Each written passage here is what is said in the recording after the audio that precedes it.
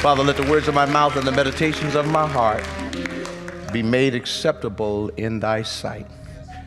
Oh God, you are our strength and our Redeemer.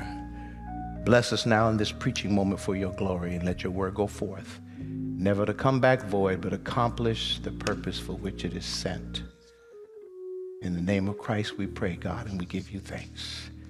Let us all say together, amen. Would you stand with me all over the building? Give the brothers another hand. You know,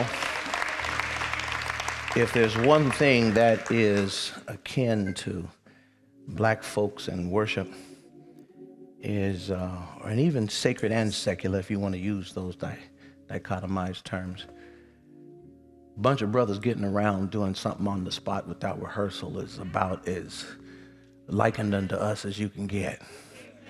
Amen.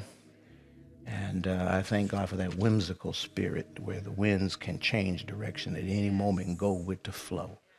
Amen. Give these brothers another hand. I appreciate it. I want you to turn with me to, I'm going to throw you a curve here, media services. I want to start in a passage I didn't give you. I want to start in Judges, the very final verse in the book of Judges. And I want it in the King James. King James. King James is not the best version for study of the scriptures because it has too many mistakes in it in the transliteration, because King James knew neither Hebrew or Greek. So it's a transliteration, and there's a lot of linguistic inaccuracies that were corrected by later versions, such as NIV and American Standard Version. So Judges, the 21st chapter and the 25th verse, the very last verse of the book of Judges, Genesis, Exodus, Leviticus, Numbers, Deuteronomy, Joshua, Judges. If you're in Ruth, take a left. If you're over somewhere by Ephesians or Philippians in the New Testament, say, help me, God.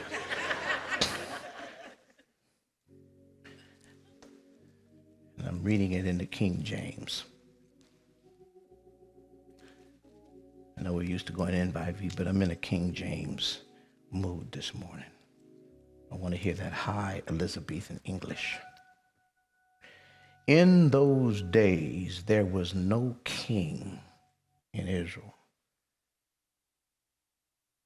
And as a result, every man did that which was right in his own eyes.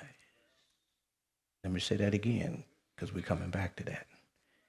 In those days, there was no king in Israel. Consequently, every man did that which was right in his own eyes. Now turn with me to the book of Samuel, 1 Samuel. After Judges, you got to go past Ruth. Then you get to 1 Samuel. These are the history books in the Old Testament. 1 Samuel and the 8th chapter.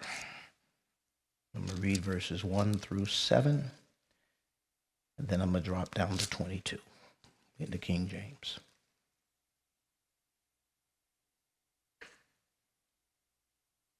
Two weeks ago, I asked a sister on the way out, I said, let me see your Bible. She had it tucked so neatly up under her arm. And I opened it up, and the pages were still stuck together. I said, it can't help you if you don't open it and read it. It's not a decoration. It's not an heirloom. You don't get the content by osmosis. You don't sit it under the coffee table under a lamp. That'd be like having medication in the capsule and you look at it every day and think you're getting better. Got to open it up and take it. Starting with the verse 8th chapter. And it came to pass when Samuel was old that he made his sons judges over Israel. Now the name of his firstborn was Joel, and the name of his second, Abiah. They were judges in Beersheba. And his sons walked not in his ways, but turned aside after lucre, and took bribes, and perverted judgment. Then all the elders of Israel gathered themselves together and came to Samuel in Ramah and said to Samuel, behold, you old, and your sons ain't no good. Now make us a king to judge over us like all the nations. But the thing displeased Samuel when they said, give us a king to judge us. And Samuel prayed unto the Lord. And the Lord said unto Samuel, listen to the voice of the people and all that they say unto you, for they have not rejected you, but they have rejected me, that I should not reign over them. And the Lord said to Samuel, hearken unto their voice and give them a king. And Samuel said unto the men of Israel, go ye every man unto his own city. The scripture as it is written. May God add a blessing to the reading and the hearing of God's most holy word. You may be seated in the presence of God and each other. We thank God for those of you out there in the digisphere, those of you in here, and whether you're in here or in the digisphere, I want to today take the second step in this four-step sermonic journey regarding change that we started last Sunday. A good thing to talk about at the beginning of the year when we're making New Year's resolutions, considering those things that might make our lives stronger, better, more prosperous.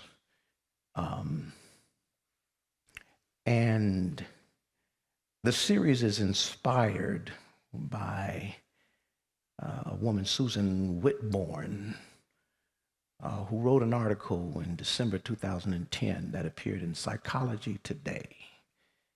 My nephew sent it to me last year in the fall season, said it may inspire you, and I put it in the meditative crock pot and let it stew, and this is how it is coming to fruition in a four-part sermon series, because she talks about four different ways we make change.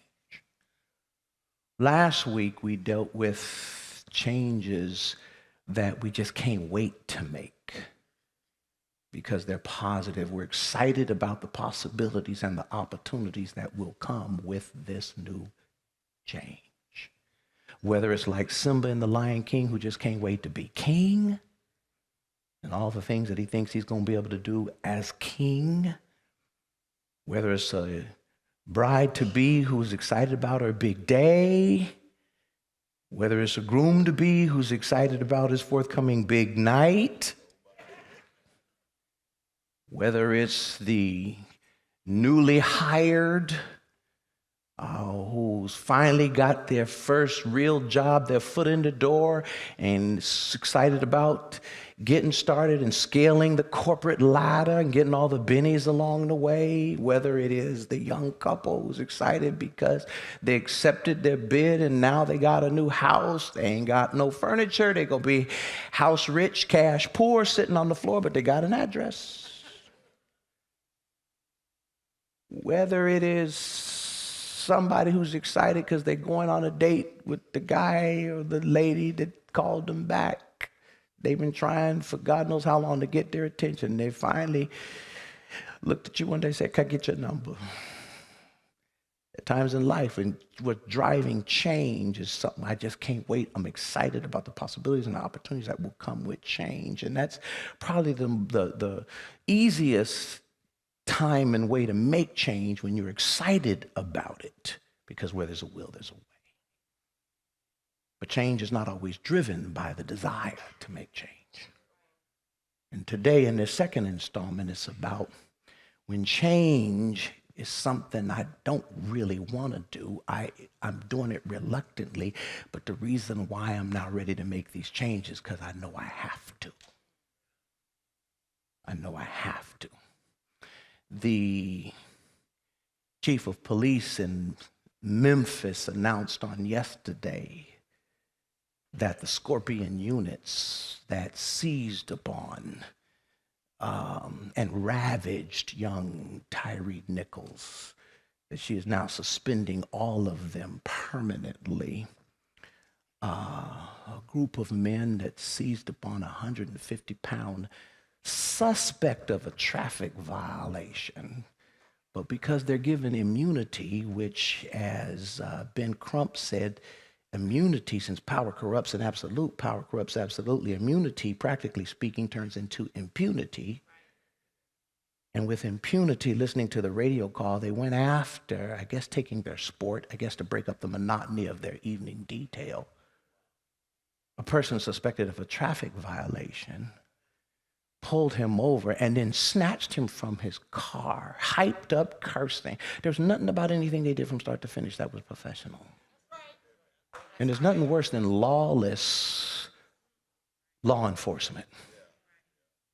Drug him from his car, a little slight 150-pound man seized upon by 5 men at least, because at times I counted 12 or 13 officers standing around. Each of them looked like they weighed at least 200 pounds or more, seeming to be aroused by his helplessness and with a kind of psychotic import. They took pleasure in the sucker punches. They took pleasure in propping him up so that the other one could get a good stiff kick to his head. They took pleasure in taking out a nightstick and beating him in ways that you get locked up if it was a dog. They took pleasure in tasing him. They took pleasure in his suffering and then propped him up and sat him there and watched him as his brain swole and his internal organs bled out. And even when the EMTs showed up along with the other officers, there seemed to be such normative behavior that nobody was outraged. Clearly they had all done this before and had seen this before. No one tried to intervene. Nobody said, oh my God, this is going too far. And then because the video came out and the world has seen it, and pressure from Nichols' family and pressure from the people in town and pressure even from the White House down, the chief of police, who herself seemed to be complicit in the system, decides that now, though she had expressed earlier that these units have value, she says, I'm suspending them permanently, not because she necessarily wanted to, but with all that pressure and outside pressure and accountability, now she's doing it because she has to. Sometimes the changes in our life are driven because we know we have to. When we go to the doctor and all of a sudden, because we are threatening a heart attack with our blood pressure that's 200 and something, over 100 and something. And now we finally got to give up the pork that we were told years ago we need to stop eating, and all the sodium we keep shaking even before we taste the food, when we scoffed at it and laughed at it before, but now that we're threatening stroke or heart attack or had the heart attack, now we're going to start eating better, and now we're going to start putting our body in motion, because motion is lotion to the body, particularly as it gets older. We made the changes not because we wanted to, but because we have to. Or when after the DUI, then now we decide that we need a different relationship with alcohol and other fermented drinks, because now after the DUI and the tens of thousands of dollars to clean up the record and to get the lawyer and maybe the impacts on the job and the other impacts in life that are too painful to keep going through, now all of a sudden we decide that maybe we need to deal with this substance abuse issue that's been there all along that we thought we could manage. We picked it up, but we realized what we took a hold of is taking hold of us. Sometimes we change, not because we want to, but because we have to. Or sometimes we're just that mean old gnarly mister who just kept on abusing the Seeleys in life and didn't decide to change and be nice and decent until she put that hex on him. And now I'm changing because I realize ain't nothing gonna go right till I do.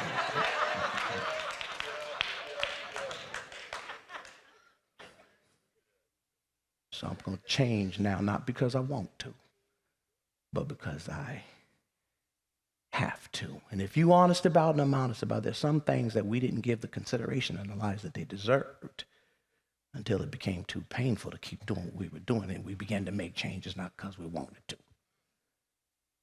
but because we had to. And that's the story behind the story that unfolds here in 1 Samuel. But to appreciate what's happening in 1 Samuel, you got to go back to the book of Judges, because 1 Samuel, regardless of the fact that Ruth is stuck between them, 1 Samuel is a continuation of the narration of the development of ancient Israel that begins, the context begins in the book of Judges. And you got to read chapters 21 through, or 19 through 21. The book of Judges ends with this epitaph, these telling words. It says that there was no king in Israel.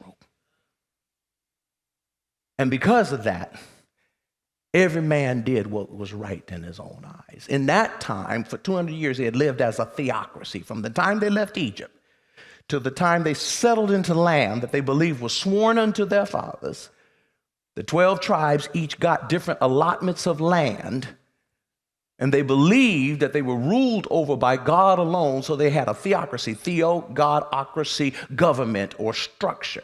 So there was no human head when trouble came.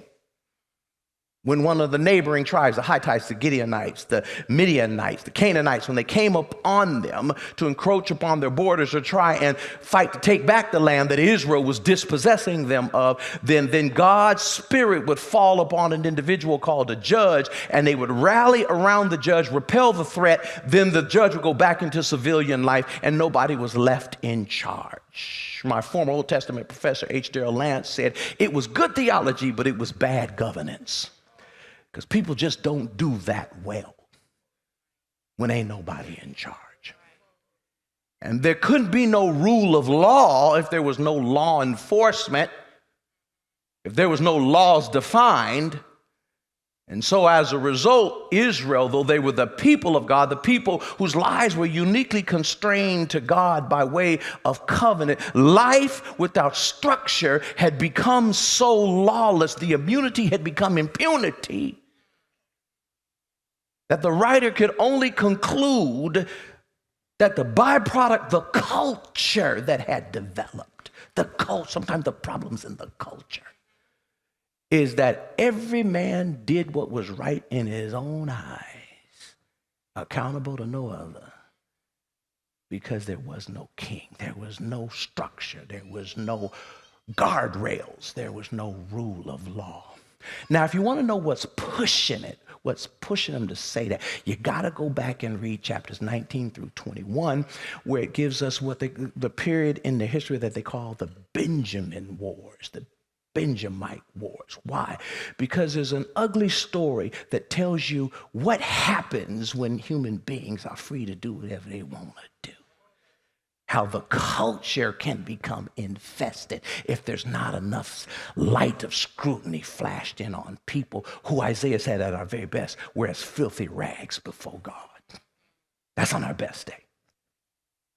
In the 19th chapter, it opens it up. It says there's a Levite who was traveling with his concubine. Concubine was a secondary wife. In that culture, it was a patriarchal system, a polygamous system where a man could have as many wives as he could economically afford, which meant 95% of brothers still only had one wife.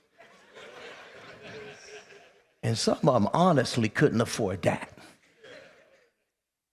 But this Levite apparently was wealthy enough he could afford more than one. So the primary wife, if you may, the wifey, and then there was the concubines, the secondary wives, they had different legal standing, but they did have legal standing, and all their children, the men were responsible legally and financially responsible for.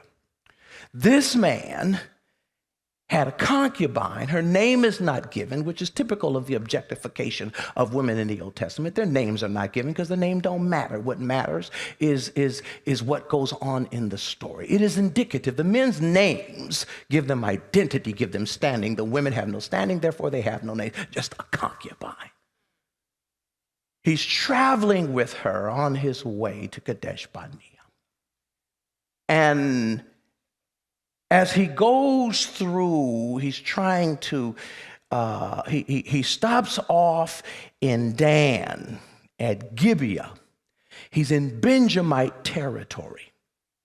And when he gets there, no one gives him lodging. There's no hotels and motels of the time. So you stay with your peoples, your like peoples. But you can tell the toxicity of the Benjamite culture at that time. Something in the culture of Benjamin uniquely, while they was all imperfect, Benjamin was particularly rotten. We got two political parties. They're both very flawed, but one of them is particularly rotten. You figure it out.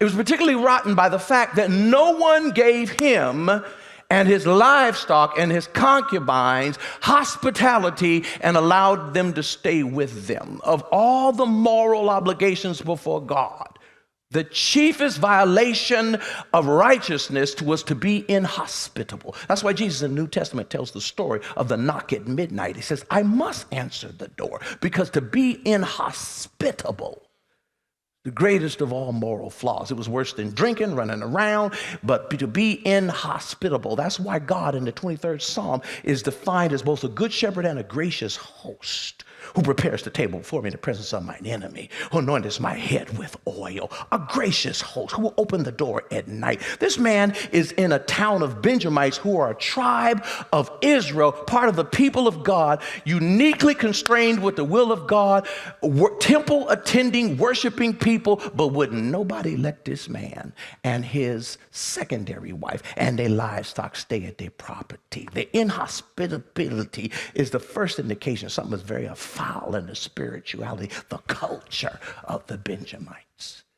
So he's sitting by the side of the road, and an old man coming off the fields at the end of the day as the sun is going down. One little fella says, well, come stay with me.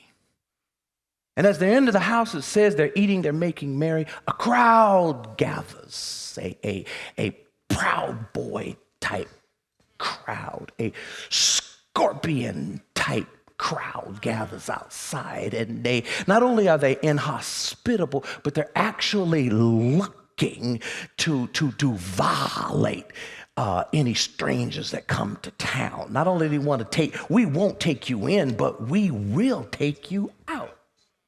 Give us the man that we saw go in your house so we can have our sport with him. We want to know him. We want to know him biblically. This is like cell block D in the correctional system. They want to gang rape the new guy in town. This ain't about homosexuality. This is about violence. We want to violate this dude in the most dehumanizing way. We want to violate you. We want to beat you up. We want to dehumanize you. We want to emasculate you. And the man in his his warped sense of hospitality, I have to protect my guests, because hospitality, did I tell you that was the highest moral good? Hospitality. I can't let you hurt my guests. So here's what he does. And this is one of the reasons why I tell you people, do not reach into the Old Testament for reference material for your sexual mores. Because that 3,000-year-old Hebrew material is barbaric and depraved. This man who considers himself under the duty of God says, I can't let you mess with my guests. That would be inhospitable. He says, but I got a daughter, and she's a virgin. In the words of Mister's daddy in The Color Purple, she's fresh. And then he says, and he got a concubine. She ain't fresh. But take them instead and have your way with them. This is a culture that's so objectified, so commodified, so thingified, so itified women that they could be tossed out, even your own daughter, to satisfy the pent-up vulgarities of a crowd of men in a culture where everyone's free to do what they want and entertain their most base instincts. And so the crowd said, no, we don't want that. He said, yeah, keep your daughter. Give us the concubine. And he tosses her out there. No thought. No hesitation. He tosses her out there. And they gang rape her all night long. Like a scorpion unit. She falls over, prop her back up. Your turn, your turn, your turn. all night long, till morning's about to break and they've exhausted their energies. They're spent. And she staggers back up on the porch of the house she was in previously, leans up against the door like Tyree Nichols till she dies. The man comes out in the morning, and the Levite, this man of God, we're not talking about heathens, we're talking about people of God. Did I ever tell you religion don't guarantee godliness? Or even basic empathy? Some of the cruelest people in the world are religious people. This man opens the door in the morning and sees her up against the door and says, get up. He literally says, get up. Not are you okay? No, get up. You got to go. And it says that when she did not answer, because she did, he picks her up and then he plops her summarily over his donkey. King James says over his ass. But the donkey's not the ass in the story.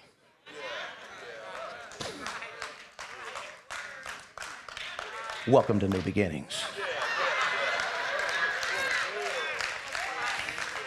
Turn to your neighbor and say, the donkey ain't the ass in the story. Real talk? Ain't no way to tell this story politely. He puts her over his mule till he gets home. And it says as soon as he gets home, he's so angry at the fact that she's dead because she is legal property. Those women were commodified in that culture. But he's so angry that he takes out his axe. He dismembers her body. He cuts her up into 12 pieces. And by courier, by messenger, he sends a 12th part of her body to each of the 12 tribes so that they will know what the Benjamite folks did to his property. The issue is not the degradation to her personhood. The issue is I paid good money for the dowry to have her. He doesn't even consider for a moment that what they did to her, you dismembering her, which is to dishonor the dead, is as bad or worse than what they did to her. He sends it to the 12 tribes. And when he sends it to the 12 tribes, the men are so outraged, because somebody might do that today, side piece. They get together at Mizpah and they have a meeting. They said, so y'all know what they did, the Benjamites did. They said, listen, okay. First of all, ain't none of us, let's make a pact right now, pinky swear, ain't none of us gonna give our daughters to any Benjamite. Because them brothers are sick. We ain't none of us perfect, but them Benjamites, they sick. This the pot calling the kettle black. And, or the milk calling the rice white, however you want to look at it. I like that one better. And he says, we ain't going to give our daughters to the Benjamites. And they say, yeah, but they got to be held accountable, so we're going to go to war against 11 against 1 in terms of tribes. So they decide to go to war. So then they attack, they organize, and then they attack the Benjamites in Gibeah, their capital. And they get whooped. Not once, they do it again. They lose about 10,000 soldiers in that first battle. So they organize and say, well, what just happened? 11 of us, one of them. What just happened? What's happening? So they go again. They get whooped worse the second time. It doesn't dawn on them. It's hard to whoop somebody in their home turf. And so then they decide to talk to God about it. Why 11 tribes against 1? Why they whoop us? And God said, y'all ain't the brightest bulbs in the pack. Here's what you do. Draw them out of the city. Get them out of the city of Gibeah into the valleys around it and set up an ambush. You're acting like the Russian army. Because Ukrainians are making you look real bad. Because right now you're falling short of your rep. And they draw them out the city. They get ambushed. They kill tens of thousands of Benjamite soldiers. And now they've humbled them, and show you how deeply infested and infected the culture of patriarchal mentality was with anti and even hostile attitudes toward women. They said, well, now we think we overdid it because there was a lot of collateral damage. We killed up a lot of their women when we killed their men in the war. And so now the surviving Benjamite men don't have no women to have children with. And so one of our tribes is going to be wiped out because they ain't going to have no next generation. And God called 12 tribes, and we can't be one short. The roster's got to have 12. We only got 11. So we got to come up with a strategy to give these Benjamite men, these Proud Boy type men, these degenerate men who like to gang rape, they need some wives still. So they said, well, when we met at Mizpeh and decided not to give our wives to the Benjamites, was there anybody who didn't make the meeting? And they said, well, the men at Gilead Telgath, they said, they didn't get the email, so they weren't there. They said, good. Since they didn't vow, because we all vowed that we wouldn't give our wives as our daughters as wives, and they believed in that culture, you can vow, but God is not slack on repayment. So they opened their mouth to the Lord in that. And they thought God had more problems with breaking a vow than gang rape. Sometimes we major in minor things, and minor in major things.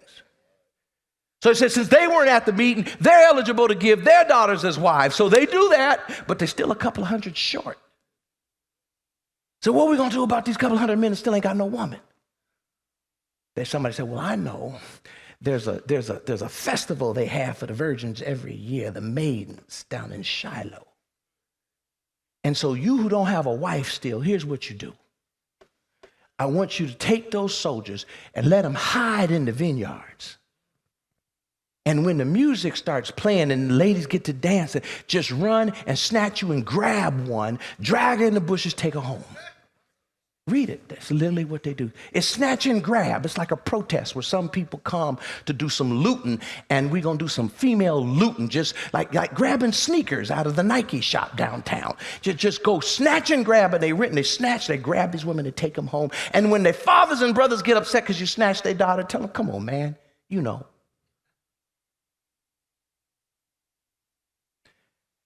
And that's why the writer ends by saying there was no king in Israel, and every man, every cop in Memphis did what was right in his own eyes. Because there wasn't nobody watching the stove.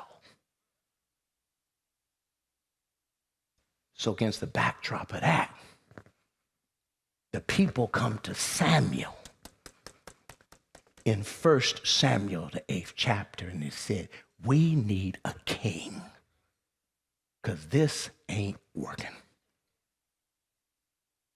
We got riots.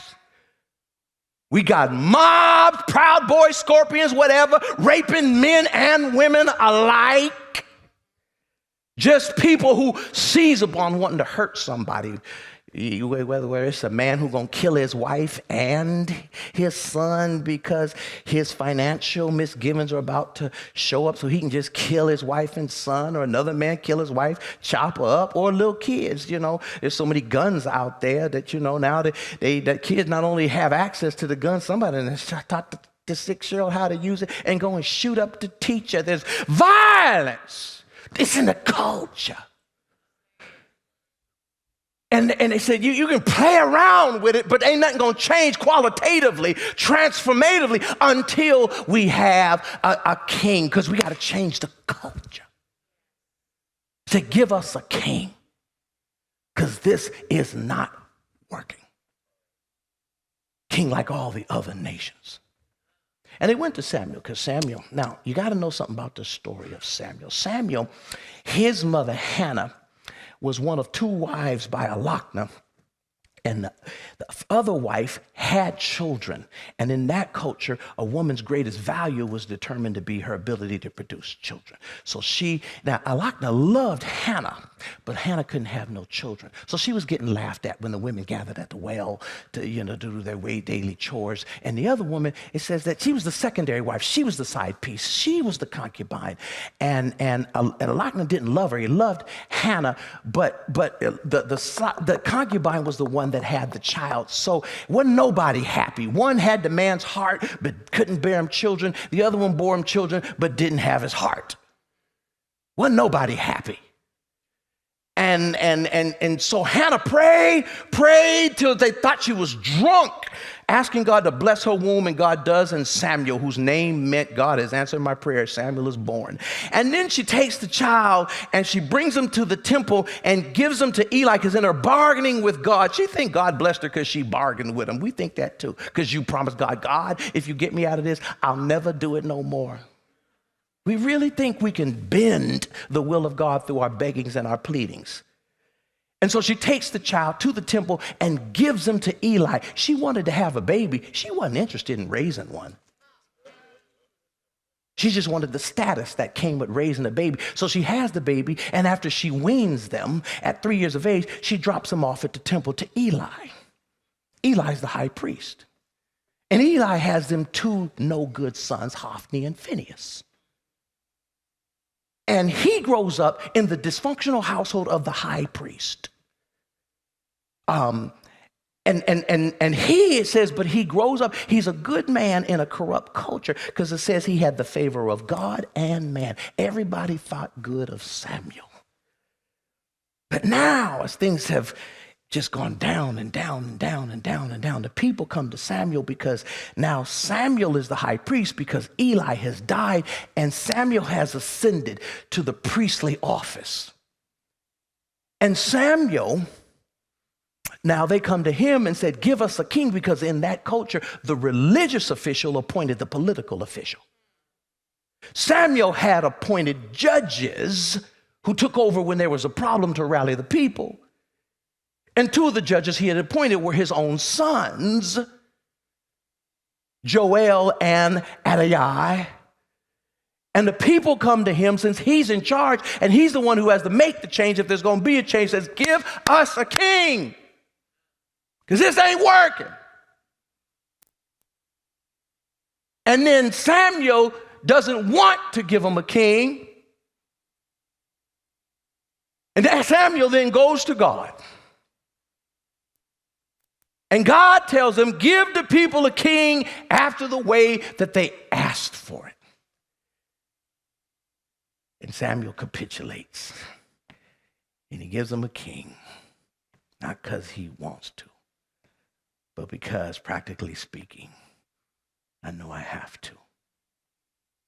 The question becomes, and Susan Whitcroft says in her article in Psychology Today 2010, how do you handle it from a psychological perspective when you have to make a change that you don't necessarily want to, but you know you have to? He says the first thing that you do, he says that you've got to change your feelings about this change.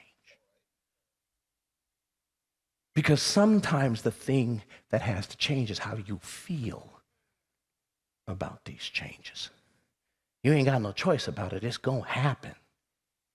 He gonna marry the little thing.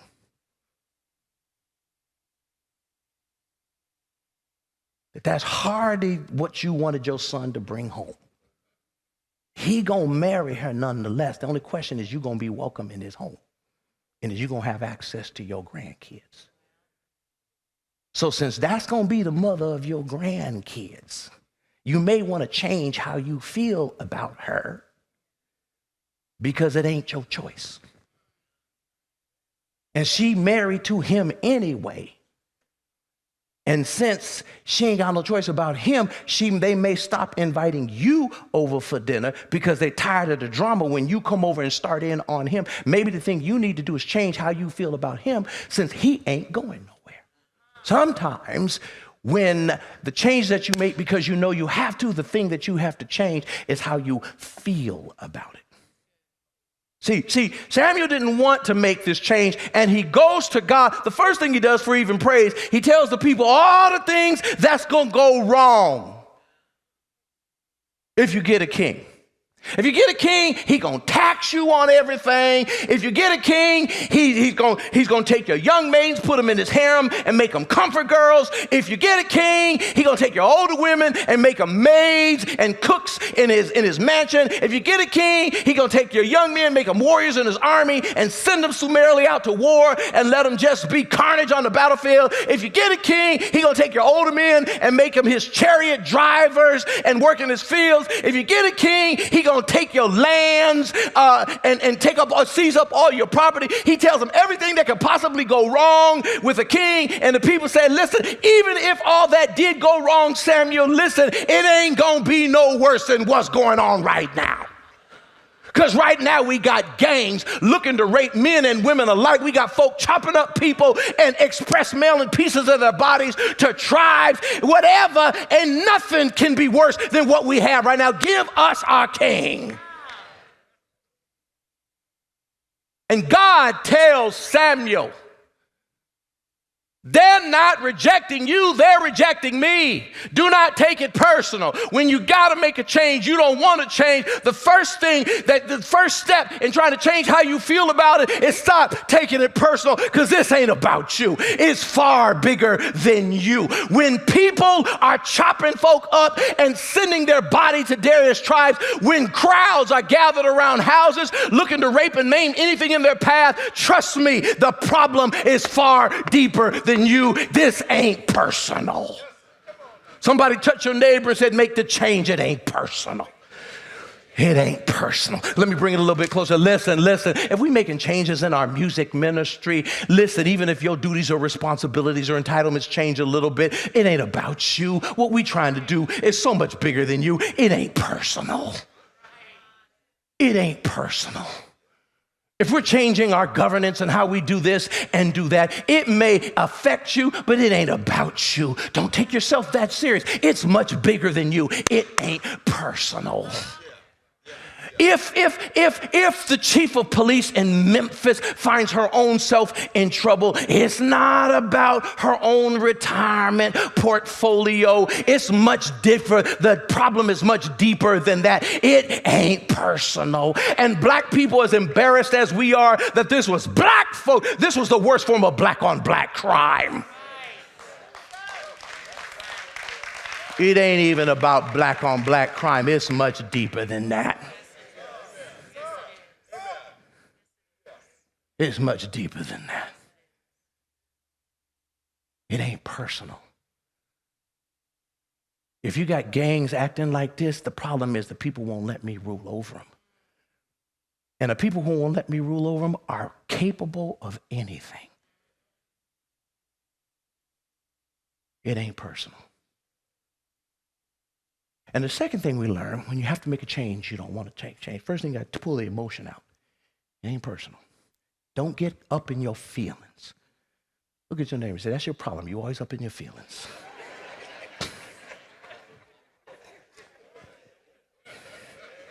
Up in your feelings.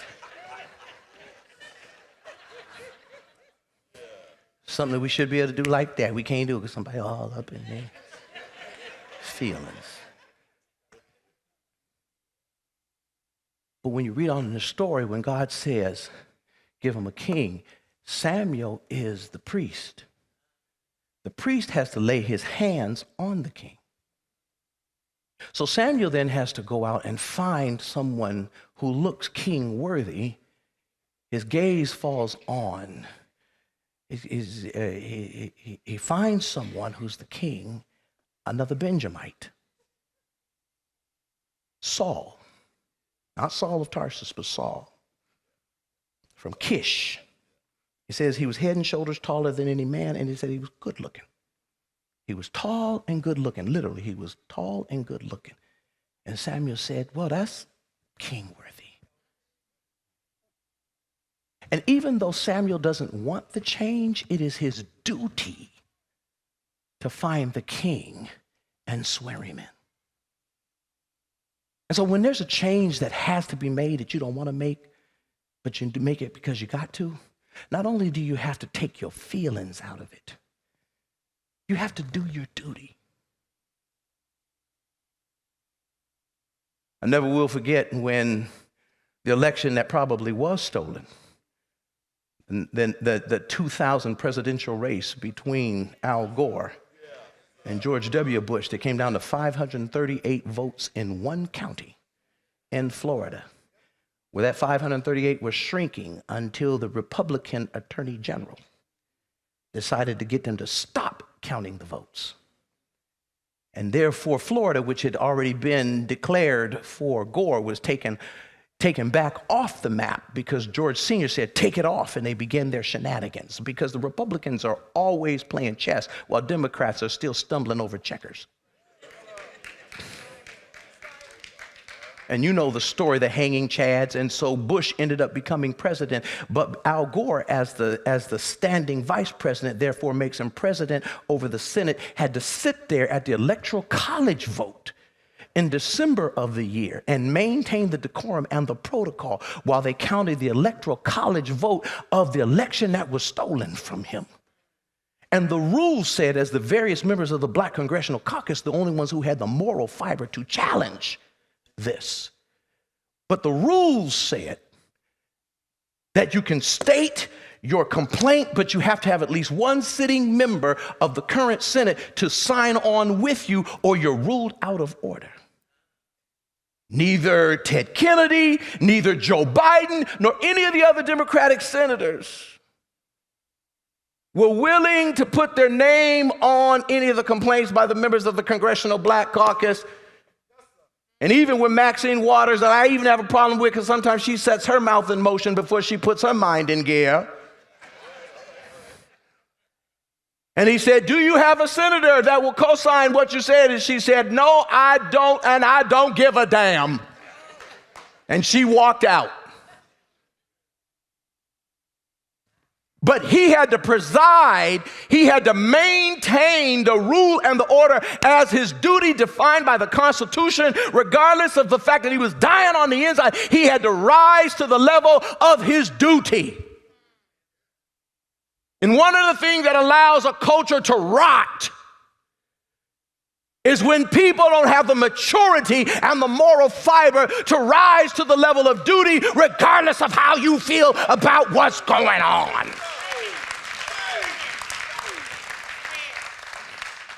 As a leader, what you do at the end of the day cannot be explained by how you feel, but what is your rightful responsibility, or as Paul says, what is your reasonable service?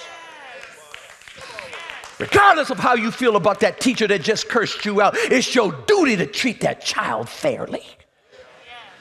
Huh? Regardless of how pastor may be talked about in the community or whatever, it's his duty to preach a word that will bless the lives of the people, even though you feel beat up on yourself. Regardless of if you like the way the people voted in your ministry to do something, if you over that ministry, you carry out the will of that ministry as if it was your idea in the first place, because you're not a leader to chase your own feelings, doing what's right in your own eyes, but to do what's right as defined by your official duties. Yes, that man left you, but somebody got to get up and fix them kids' breakfast. Somebody got to get them off to school. They daddy ain't sent a dime of child support, but you got to be able to bite your lip. Stop talking about they daddy, because they're an extension of him, and the bombs you throwing verbally at daddy are exploding in the psyche of that boy, that man's little son. You got to put on your big girl pants, get up, fix that child some breakfast, get him to school, and let they trifling daddy come get him when it's time to have custody. That's your duty. Brother, stop talking about, I take care of my kids. You're supposed to. You don't get an award for doing that. That's what you're supposed to do. Now, if you raise somebody else's child, you get a little badge of honor, but the bar is too low. That's your duty.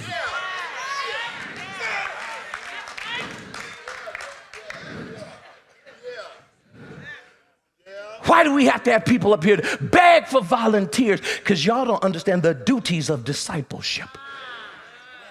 You're hearers of the word only, but not doers of the word. When you're going to put your hand to the plow, I must work the works of him that sent me while it is day. When time comes, no man can work. We got 20% of the people doing 80% of the work because 80% of the people think you consumers. You're just hogs that come to the trough to take what you want and then go home and roll around in your mess. But you don't ever try to offer yourself as a living sacrifice because you ain't got time. You're just a taker. In between your hallelujahs is I want, but not, Lord, use me, Lord, as a living sacrifice unto your will. That is your duty, to get off your behind and do more than just take. That's your duty. You ain't doing me no favor. You don't need no recognition. That's your duty, to walk out, to live out, to be a living sacrifice, to walk worthy of the vocation for which you are called. And you got to deal with change that you don't want. You got to take your feelings out of it. But then you got to rise to the level of your duty. That's a problem with our society today. People don't have a sense of duty. People feel imposed upon when you tell them the things that they have to do. There is a have to do element of life. There are some things you have to do, and that's not taking away your freedoms. There's a difference between being free and being on the loose. Being on the loose is license, antinomianism, no laws, doing whatever in your own eyes. Freedom is which I'm free to now, of my own free will, do those things which are constructive not only for myself but for others. Your duty. Your duty. When's the last time you did your duty? Have you even identified what is your duty?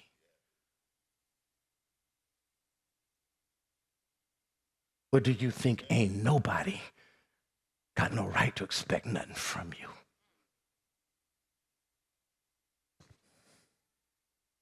Well, he had to do his duty. Why didn't Samuel want to make the change? One, because he was an institutionalist. He was a product of the system. People don't want to change the systems that produced him. That's all he knew. So he embraced it uncritically. Secondly, he had a vested interest in it. Did I tell you he appointed his sons, Joel and Adiah? It seemed like history repeating himself. Y'all got time for this? We out to playoffs. The game don't start till 12. Somebody told me yesterday, Jakes preaches 90 minutes each week. I said, oh, I'm free. That was liberating. No, I'm not going to do that to you. But when the people said, give us a king, they're talking about moving from a governance where the power is vested in the judges to where the power would be vested in a monarch, an executive branch. Therefore, the sons that he has just appointed judge are going to be divested of their power and authority, and every parent wants to set their kids up. He is personally vested in the old order. When you're vested in the old order, we're an institutionalist. This is the way it's supposed to become an institutionalist. You'll find people like a McConnell and a Biden who don't want to get rid of the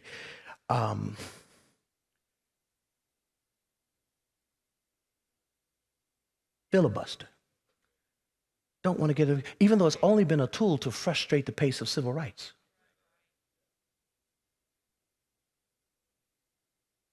And on both sides of the aisle, they don't want to change it because they're institutionalists. They're vested in the system. And so here, Samuel doesn't want to change it because if I do now, my sons don't have the power that they will have. So he is personally compromised. And as a leader, you can't stand in the way of the changes that need to be made because it's going to get in the way of your legacy, which was his sons. You got to get your feelings out the way. You got to rise to the level of your duty And the second thing, even after you make the changes, you got to give the changes a chance to take root. He's already complained about what could go wrong. And people who tell you ahead of time, well, if you do that, this is going to be da. Then when you make the changes, transition is tough. They're going to be hypercritical of when everything doesn't go exactly right. And I've never known a change that was made perfectly. In fact, I don't know of anything that involves human beings that was executed perfectly. Because we ain't perfect. And so oftentimes when changes are made, the changes we didn't want to make in the first place, we badmouth them. And with the mouth, we give life or death to the soul. And we have to give change an opportunity. Got to give it some time to take root. What are you talking about? After Samuel anoints Saul king, Saul, the first king, was a failure. He was a failure because if you read succeeding chapters, he goes and he makes sacrifice. They wanted to go to war. The Philistines were gathering on their border, and they would always make sacrifice before they would go to war because they wanted God's favor behind them. Samuel was missing in action. Nobody could find him, so Saul decided, I'm going to do it myself. And the king got out of his lane, and he decided to make sacrifice. And then Samuel shows up and said, what have you done? He said, well, you wasn't here, so I made sacrifice myself. And he says, yeah, and the consequences of that, you ain't no longer going to be king. I appointed you, I can unappoint you. God's going to find somebody else who's a man after his own heart, because even the king got to stay in his lane. And Saul then is the first king, but he was a failure. It was a new system, but the individual that they put in the new system, a good system, but he was a failed man. Just like Samuel was a good man in a bad system, Saul was a bad man in a good system. Walter Earl Fluker said of Saul that he was tall, and that's all. He looked the part, but he wasn't good at playing the part. He was like Jimmy Garoppolo of the 49ers. He's tall, and he got Hollywood looks, but he's good looking and tall, but that's all, because he can't throw the ball. And the best thing he did for the 49ers was to get hurt. So that little Mr. Relevant could come along like a young David, who didn't have nothing but a slingshot but could kill giants. And so Brock Purdy come along like a little David, who ain't got nothing but a slingshot, but he been doing good so far, killing giants. Oh, come on, somebody.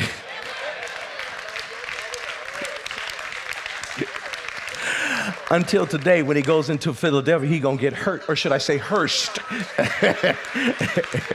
He's gonna get Hearst today.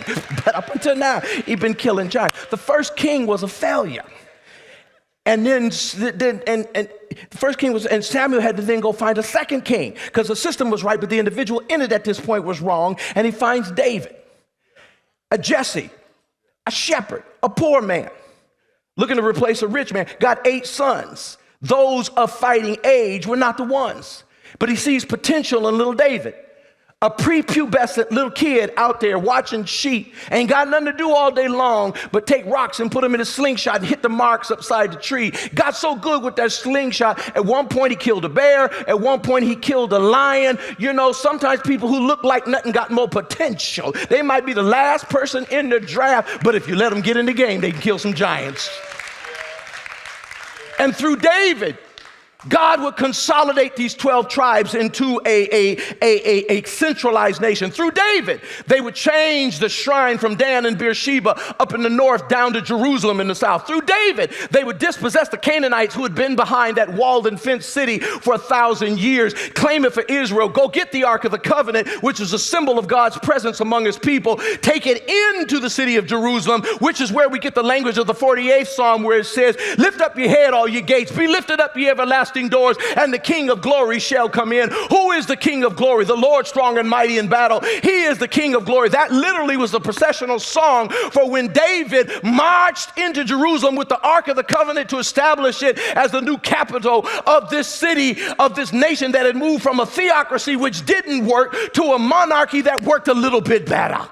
But it took some time, my brothers and my sisters. And when you're called to make changes you don't want to change, not only do you have to get your feelings out of it, not only do you have to have the maturity to rise to the level of your duty, but you got to give the new changes a chance to work, to settle in, and to have some bumps and some bruises along the way. You got to give your marriage a chance to settle in. The first 5 years you ain't doing nothing but arguing over trying to negotiate space. When you come into your new church, you got to give it a chance. Sit down, get to room temperature before you start complaining. Help me somebody. You got to give the new job a chance. When you got to go to another city because the plant closed down here and now you got to relocate, instead of talking about everything that's not right in that city compared to the city that you came from, maybe you ought to take some time and get to know the possibilities of the city, the good points of the city. It may not be perfect, but what you had was not perfect. And maybe you need to stop talking about what ain't right and talk about what can be right if you just give it a chance. When you make changes that you have to, not because you want to, you got to get your feelings out of it. You got to do what's the responsible thing, and you got to give the changes a chance. Just like somebody had to give you a chance. And in God's own time, the nation became better. In God's own time, when Saul failed, David was found and became a man after God's own heart, with his own warts and flaws. In God's own time, the Confederacy became a monarchy, and they expounded their boundaries broader than any point in time in their history before or since. In God's own time, they became the crown jewel of all nations in the Middle East. And in time, they were taken into exile, but in God's own time, they were able to leave Babylon and go back to Jerusalem, begin rebuilding again. And in God's own time, a Savior came down through 40 and 2 generations at Bethlehem's manger, who was wounded for their transgressions, bruised for their iniquities, and bore upon his shoulders the sins of the world, and by his stripes were they healed. In God's own time, he walked the dusty streets of Palestine and opened blind eyes, unstopped deaf ears, fed the crowds, put his hands on the lepers and declared them whole. In God's own time, his enemies caught a hold of him, and one Friday they lifted him high and stretched him wide till he laid his lifeless head in the locks of his shoulders like Tyree Nichols, because a mob got a hold of him and they threw him in a borrowed tomb. But in God's own time, early Sunday morning, God rolled away the stone, reached into the grave and pulled out his son with all power in heaven and earth in his hands. In God's own time, those capitulating disciples who were powerless and impotent were invested with Holy Ghost power when God poured out his spirit upon all flesh, so that old men could dream dreams and young men could see visions, sons and daughters could prophesy. And in God's own time, that same Christ who went away on a cloud, they said he's coming back again. And in God's own time, Gabriel's gonna blast the trumpet, and the clouds are gonna be rolled back like a scroll, and the Lord's gonna descend, and the graves are gonna give up their dead. In God's own time, the wicked are gonna cease from troubling, and the weary's gonna be at rest. In God's own time, God is gonna fix whatever's wrong in your life if you just give it some time. He may not come when you want him, but in God's own time, every valley shall be exalted, every hill and mountain shall be made low. In God's own time, the rough places will be made plain, and the crooked places will be made straight, and the glory of the Lord shall be revealed. In God's own time, law enforcement will be lawful. In God's own time, white and black will walk together. In God's own time, men and women will get equal respect. In God's own time. Have I got a witness? In God's own time, he'll open doors that no one can shut. He'll shut doors that no one can open. In God's own time, joy will replace sorrow, healing will replace sickness, light will replace darkness. In God's own time, God will raise up not a king, but a King of kings. The King of glory shall come in God's own time. Have I got a witness? Have I got a witness?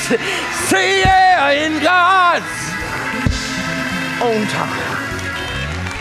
Sometimes we have to make changes we don't want to make, but you got to. It ain't personal. Take your feelings out of it. Do your duty, not what you feel like doing. Do your duty and give the changes a chance. Stop cursing what you're birthing. Look at your neighbor and say, stop cursing what we birthing. Come on, y'all. That's what Samuel had to learn. Stop cursing what you're birthing. That's what Peter had to learn on the rooftop in Joppa. Stop calling unclean what I've made clean. It's a change. And it may have been a long time coming. But the change gonna come. Changes ain't easy. They ain't easy. The change don't necessarily ride in on the wheels of what feels good. How many of you have ever had to make some painful changes in your life? See, everything that feels good ain't right. And everything that's right don't feel good. But as Samuel learned, I gotta do it. So the question becomes today, what is it that you gotta do? You know you gotta do it. Everybody around you know you gotta do it. Gotta do it. That's what you need to be praying about, whether in the digisphere or here. This ain't an evangelistic sermon reaching out to people who don't know God to get to know God. This is a sermon for the faithful. This is a sermon for the people who know God, but in our own way, we've been doing whatever seemed right in our own eyes.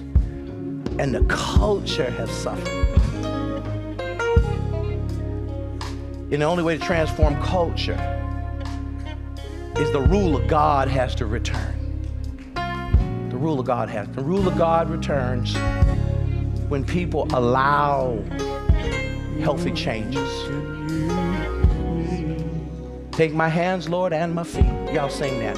Whosoever will today. If you don't have a church home, I invite you to hit that button out there that says, how do I become a member? If you're in here and you don't have a church home, it all starts with a relationship with the Master. You can come.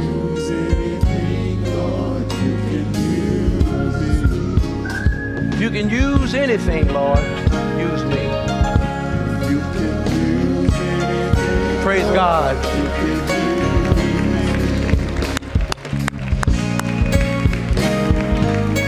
These old friends.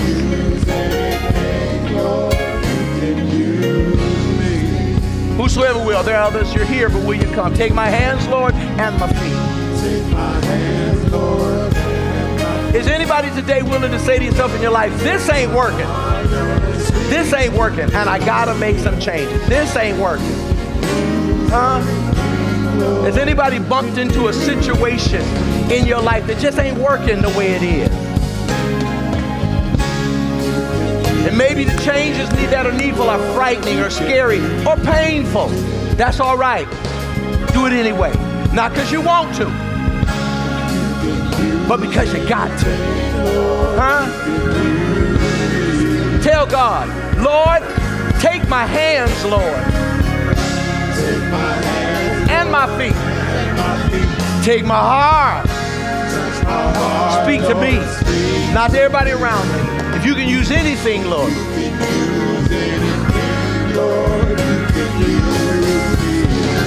Come on, say it again. Just close your eyes. Tilt your head back and sing it.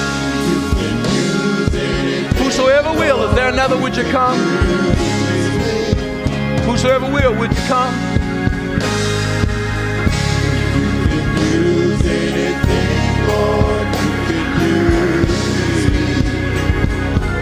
Take my hands, Lord, and my feet.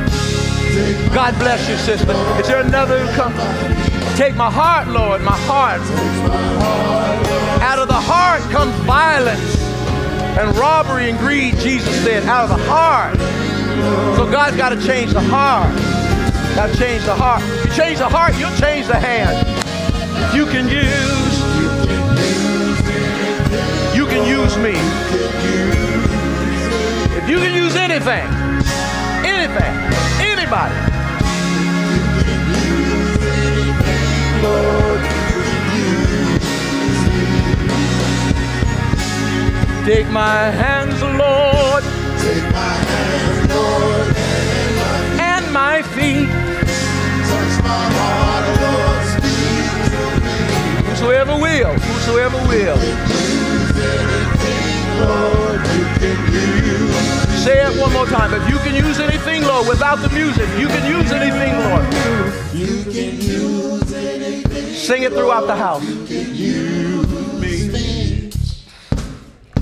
In those days, there was no king. You can Question is in your heart right now. Is there a king? Is there a king? Is there a king in your heart?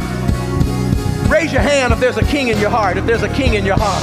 take my hand, Lord, and my feet. Wherever the Lord reigns, there'll be order. Lord, speak to me. Take my hands, Lord, and my feet. Take my hands, Lord, and my feet. Take my heart. Take my heart, Lord, speak to me. Take my hands. Take my hand, Lord, and my feet. Take my heart. Take my heart, Lord, speak to me. Lord, please take my hands. Take my hand, Lord, and my feet. Take my heart. Take my heart, Lord, speak to me. Oh, take my hands. Take my hands, Lord, Lord, take my feet. Touch my heart, Lord, speak. You can use anything. you can use anything, Lord, you can use me. Come on, give God a praise, give God a praise, give God a praise. Give God a praise. Give God a praise, give God a praise. Come on, in that same spirit, I want everybody to look at three people. I want everybody to look at three people. And through that mask, if you're wearing one or not through that mask, tell them change is hard, but you got to do it. You got to do it. You got to do it. You got to do it. Last week we dealt with the low-hanging fruit. This fruit is up a little higher. You got to press toward the mark of these kind of changes. Some changes are not made without great effort. You got to strain. In fact, I know I keep telling you to bother your neighbor. I'm going to bother him one more time. Bother him and say, strain toward your blessing. Strain toward your blessing. Being better ain't going to be easy. Mm-hmm. Yes.